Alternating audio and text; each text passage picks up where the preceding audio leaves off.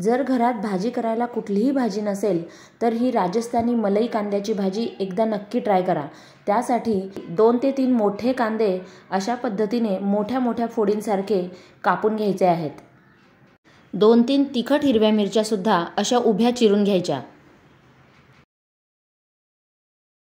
आता एका पॅनमध्ये 1 मोठा चमचा तेल गरम झालं की त्यामध्ये 1 चमचा जिरं, पाव चमचा हिंग, थोडीशी कढीपत्त्याची पानं आणि हिरव्या मिरच्या टाकून 1-2 मिनिटं फक्त ते परतवून घ्यायची, म्हणजे मिरची ही तेलामध्ये छान फुटली पाहिजे।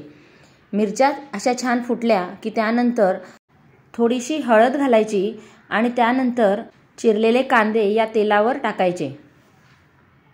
3-4 मिनिटं कांदे तेलात हलवत राहायचे, म्हणजे कांदे मऊ पडतील। मग 1 चमचा आलं लसूण पेस्ट घालायची आणि त्यानंतर 1 ते 1.5 चमचा आवडीप्रमाणे लाल तिखट घालायचं, अर्धा चमचा धणेपूड आणि चवीपुरतं मीठ घालायचं। आता हे सर्व व्यवस्थित कमी गॅसवर 5 ते 6 मिनिटं असं हलवत राहायचं आहे आणि त्यानंतर साधारणपणे अर्धी वाटी फ्रेश क्रीम या कांद्यांवर टाकायचं आहे। फ्रेश क्रीम नसेल तर घरामध्ये आपली दुधावरची साय असते ती थोडीशी फेटून घ्यायची आणि ती साय यामध्ये घालायची आणि सर्वात शेवटी भाजीला छान सुगंध येण्यासाठी थोडीशी कसुरी मेथी अशी चुरून घालायची। मी इथे 1 चमचा पांढरे तीळ घातलेले आहे, त्यामुळे भाजीची टेस्ट अजून वाढते।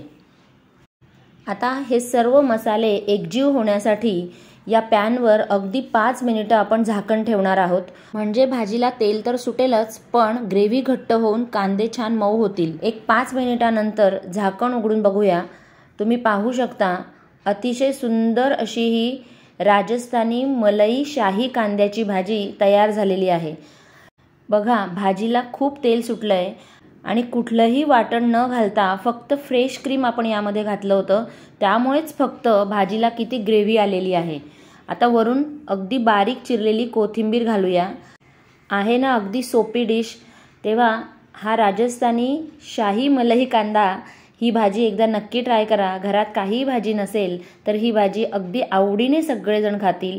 ही भाजी तुम्ही चपाती किंवा भाकरी बरोबर सुद्धा खाऊ शकता। तेव्हा आजचा हा व्हिडिओ आवडला असल्यास एक लाईक करा आणि छानशी कमेंटसुद्धा कमेंट बॉक्समध्ये करा। त्याचबरोबर चॅनलला सबस्क्राईब करून बेल आयकॉनचं बटन प्रेस करायला विसरू नका। पुन्हा भेटूया नवीन रेसिपीसह। तोपर्यंत स्वस्थ रहा, मस्त रहा आणि सगळ्यात महत्त्वाचं म्हणजे खूप खूप हसत रहा। धन्यवाद।